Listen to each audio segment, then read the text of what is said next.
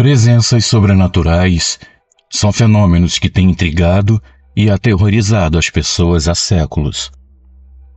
A ideia de algo que está além do nosso mundo físico é fascinante e assustadora ao mesmo tempo.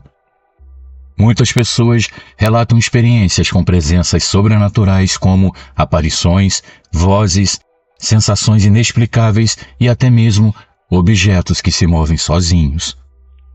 Algumas pessoas acreditam que essas experiências são causadas por espíritos ou fantasmas, enquanto outras acreditam que podem ser explicadas por fenômenos físicos ou psicológicos. Essas presenças são frequentemente associadas a lugares assombrados como casas antigas, cemitérios ou locais onde ocorrem eventos trágicos. No entanto, essas experiências também podem ocorrer em locais onde não há histórico de eventos sobrenaturais.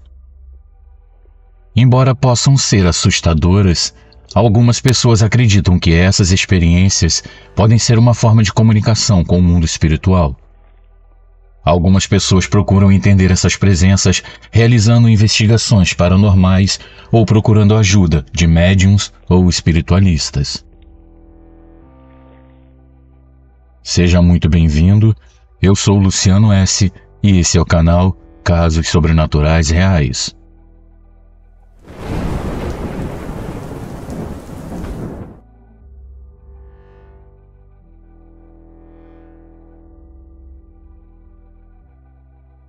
Vou contar algo que aconteceu não apenas comigo, mas com algumas pessoas que estavam junto a mim e um grupo de amigos.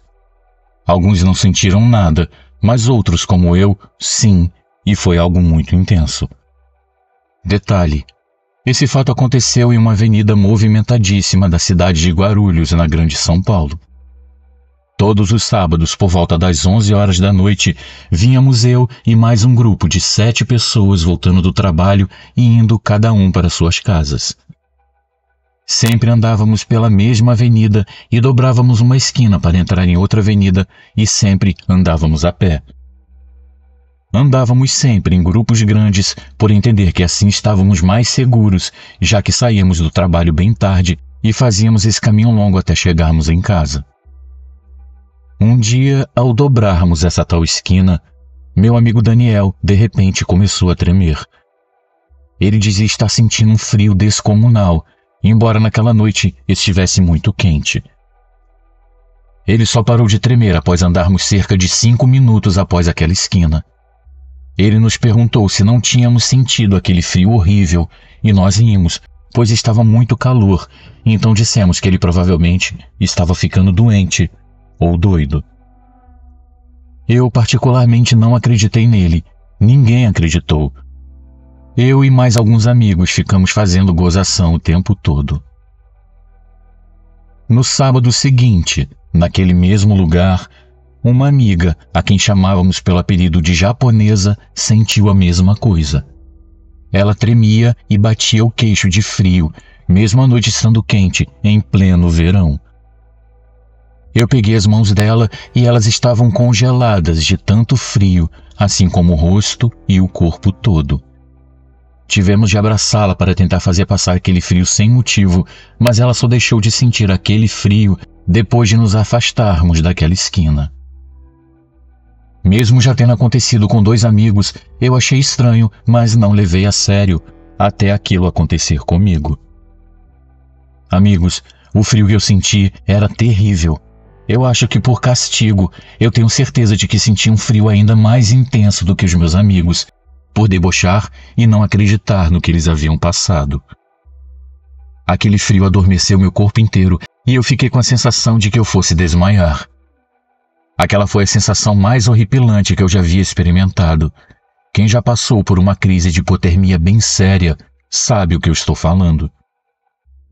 Naquela esquina havia um grande terreno baldio, todo murado com blocos vazados. Acontece que por trás desse muro havia uma grande quantidade de terra, e essa terra estava na altura do muro, que tinha cerca de 1,90 m de altura. Então não havia como passar um mísero ventinho por ali. A terra por trás do muro havia tapado os buracos dos blocos vazados. Depois desses acontecimentos, não andamos mais por ali, Pouco tempo depois, o terreno foi comprado para a construção de um prédio. Quando começaram a escavar para deixar o terreno plano e nivelado com a avenida, eles encontraram ali várias ossadas, algumas delas muito antigas, junto com outras mais recentes. Claro, a polícia foi chamada para investigar o caso. Descobriu-se posteriormente que aquelas ossadas antigas pertenciam a alguns índios que habitavam aquela região há centenas de anos atrás. Quando a cidade de Guarulhos ainda não existia, essa tribo foi massacrada naquele local, que havia se transformado em um cemitério. Os corpos mais atuais pertenciam a pessoas que haviam sido assassinadas e enterradas ali. A partir dessa descoberta, entendemos o frio tão grande do local, pois essa energia negativa ficou concentrada ali, onde as pessoas podiam sentir ou mesmo ver coisas que as outras que estão juntas não podiam. Eu falo sempre de Guarulhos, pois foi onde eu nasci e vivi por 50 anos. Hoje eu moro no Nordeste, mais precisamente no estado da Paraíba. Para quem não conhece a história de Guarulhos, ela passou a ter esse nome em homenagem aos índios guarus que habitavam a região. Um grande abraço a todos e muito obrigado por ouvir a minha história.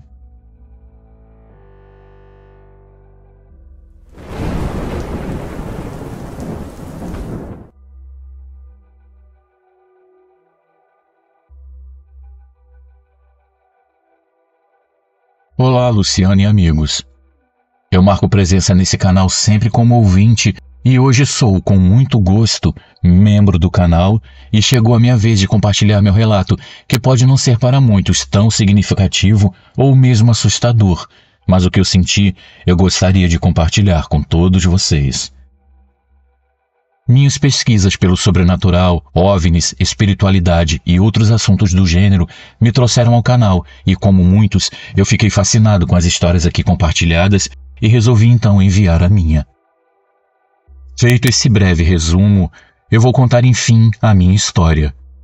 Eu nasci em uma família católica e fui batizado ainda bebê, como muitos da minha geração. Eu tenho hoje recém-completados 44 anos nesse mês de abril de 2023 e sempre, desde a infância, eu me sinto inquieto com assuntos religiosos desta ou daquela doutrina. Eu dizia sempre acreditar em Deus e Jesus, mas nunca me identifiquei com nenhuma igreja, pois me neguei a acreditar em bandeiras religiosas com medo de me tornar um religioso fanático desses que tentam converter a todos à sua verdade ou à sua crença. Eu não me considero médium ou coisa do tipo, mas sempre tive, desde criança, sonhos premonitórios e, com o tempo, eu aprendi a dar mais atenção a eles e tentar aprender com seus significados. No início, as coisas que aconteciam pareciam apenas ser simples coincidência, mas à medida que foram acontecendo, como eu disse antes, eu aprendi a dar importância e a prestar mais atenção a elas. Como exemplo, eu vou citar um episódio em que fomos passar um fim de semana na casa da minha avó paterna e eu me lembro de quando, em um final de tarde de domingo, enquanto meu pai dirigia de volta para casa, eu senti uma certa insegurança, um medo inexplicável à medida que nos aproximávamos da nossa casa. Eu comentei com os meus pais que eu estava sentindo que algo estava dando errado, mas que eu não sabia ao certo o que era. Claro que ninguém deu ouvidos ao que eu, uma criança de 10 anos, estava dizendo. Mas ao entrarmos em casa, encontramos tudo revirado.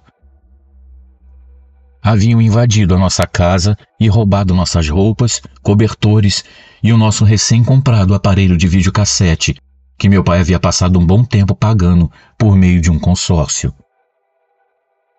Quem nasceu nos anos 80 ou 90 sabe o quanto aparelhos eletrônicos como TV, videocassete e aparelhos de som eram bem caros naquela época. Não era qualquer família que conseguia ter tudo isso em casa e meu pai levou uns bons anos para conseguir comprar outro. Em outra oportunidade, eu já era maior de idade e tinha 19 ou 20 anos e havia acabado de tirar a minha carteira de motorista. Eu sonhei que estava dirigindo na chuva e que sofria um acidente de carro. Algum tempo depois eu precisei sair de carro e estava chovendo. Todos sabem como é desafiador para um novato dirigir na chuva mesmo durante o dia. Eu me lembro do meu pai insistindo para eu sair mesmo com a chuva forte que caía e das palavras dele me dizendo: se você não praticar, nunca irá perder o medo. Eu insisti dizendo que eu não tinha experiência suficiente para pegar estrada naquela chuva e além disso eu estava muito inseguro e, para não dizer, com medo mesmo, pois eu precisaria pegar uma parte da rodovia Fernão Dias e em seguida o viaduto Aricanduva, que é bem famoso aqui em São Paulo. Naquela época não havia radares e todos andavam na velocidade que desejavam, pelo menos assim eu me recordo. Eu mal havia começado a ir ao mercado ou à padaria que ficavam próximos de casa, então imagine o pânico que eu estava sentindo apenas com a ideia de entrar em uma rodovia. Eu contei o sonho para eles, mas mesmo assim, eles não me deram ouvidos novamente e eu saí com o carro. Quando eu já havia passado pelo pior trecho, no caso a rodovia, eu segui rumo ao tal viaduto Aricanduva e já no trecho urbano, eu parei em um sinal de trânsito. Eu era o primeiro carro da fila aguardando a abertura do sinal quando, sem esperar, meu carro foi atingido por uma forte pancada na traseira. Eu fui envolvido em um engavetamento com mais 3 carros. Eu entrei em pânico e fiquei me perguntando se eu havia feito alguma coisa errada. Então meu pai disse para eu ficar calmo, que o carro de trás havia batido em mim e que eu não tinha culpa de nada. O motorista do carro que causou o acidente fugiu e na época não havia essa abundância de celulares ou câmeras por todos os lados como nos dias de hoje. Então eu e o outro carro envolvidos ficamos no prejuízo. O tempo passou, eu cresci, me casei e muitas outras situações como essa eu consegui evitar, pelo menos assim eu acredito, pois sempre quando eu recebia esse tipo de aviso, eu simplesmente não saía de casa ou mudava a data do compromisso. A minha esposa sabe desse dom e me escuta e me respeita quando eu digo que recebi um aviso para não ir neste ou naquele lugar. Recentemente, como muitos de nós, após a pandemia de Covid, eu percebi a necessidade de me aproximar e melhorar o meu relacionamento com Deus. E passei a frequentar a igreja aos domingos e em meus estudos religiosos e teológicos, eu passei a estudar também a Bíblia Sagrada na igreja em que passei a frequentar com a minha família. Eu não comentei esse meu dom com medo de sofrer preconceito ou dizer que o meu dom era um dom maléfico, pois a igreja que eu frequento não vê a mediunidade com bons olhos, se é que eu posso chamar assim esse meu dom. Em uma das aulas de estudo bíblico que eu frequento, o membro da igreja que ministra o meu grupo de estudo advertiu que uma vez que você aceita e reconhece Jesus, o inimigo faz de tudo para que você se afaste dele. Em uma tarde do mês de abril de 2023, já por volta das 8 horas da noite, após o trabalho, eu comecei a apagar as luzes do escritório e guardar os meus materiais de trabalho quando eu comecei a sentir calafrios e um frio muito intenso na espinha. Além de uma sensação muito forte de que eu não estava ali sozinho. Amigos, esta é a melhor descrição que eu encontrei do que eu experimentei naquela ocasião. Em voz alta, eu então disse: afaste-se de mim em nome de Jesus. Eu sei que você está aí. Meu lar pertence a Deus e você não é bem-vindo aqui. Geralmente isto, pelo que eu estudei, já é o suficiente para, digamos, afastar esses espíritos inquietos. Mas a sensação de desconforto na alma só aumentou, como se aquilo que eu não via, mas sentia, quisesse me afrontar. Percebendo a minha inquietação, a minha esposa perguntou o que estava acontecendo, e eu pedi a ela que, por favor, orasse comigo, pois eu estava sentindo uma presença ali que eu não conseguia explicar e eu não estava conseguindo afastá-lo sozinho. Sem maiores explicações, nós demos as mãos e no meio da sala começamos a orar juntos. Meus filhos gêmeos de 5 anos não entenderam nada, mas vendo aquela situação, juntaram-se a nós para falar com Jesus, como eles se referem ao momento de oração em família que fazemos sempre antes de dormir. Luciana e amigos, aos poucos aquela angústia e aqueles calafrios foram passando até que em instantes tudo voltou ao normal. Eu gostaria de deixar aqui uma mensagem aos inscritos do canal. Independentemente da sua religião ou doutrina, Deus é um só. Orem sempre e permitam que Deus esteja sempre presente em seu lar. Às vezes, nós, meros mortais, não sabemos quem pode estar lá fora à espreita, esperando encontrar um lar desprotegido e uma porta aberta.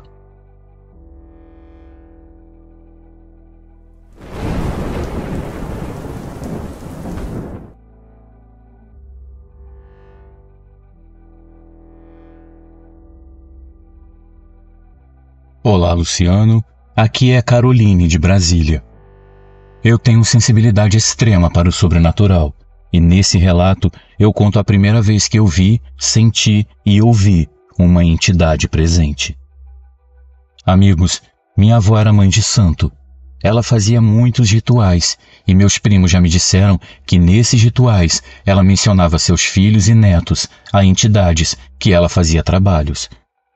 Porém, a maioria acabou indo para a igreja cristã e acreditavam estar, nas palavras deles, quebrando esse ciclo de maldição que a minha avó havia começado. Quando eu tinha 3 anos de idade, eu dormia com meus pais, pois eu morria de medo do meu quarto porque ele ficava de frente para o muro que ficava atrás da casa e eu sentia e via algumas presenças por lá. Então eu não ficava sozinha nesse quarto de jeito nenhum. Nessa época, eu ainda dormia no berço que ficava colado com a cama da minha mãe. Meu avô e minha avó materna ainda eram vivos e dormiam no quarto em frente. Minha mãe na época fechava a porta do quarto com a chave. Ela tinha medo, mas nunca me falou exatamente do quê. Então, certa noite de madrugada, eu não sei exatamente as horas, a porta se abriu com muita força, a ponto de bater, provocando um estrondo. Eu acordei imediatamente e meus pais também.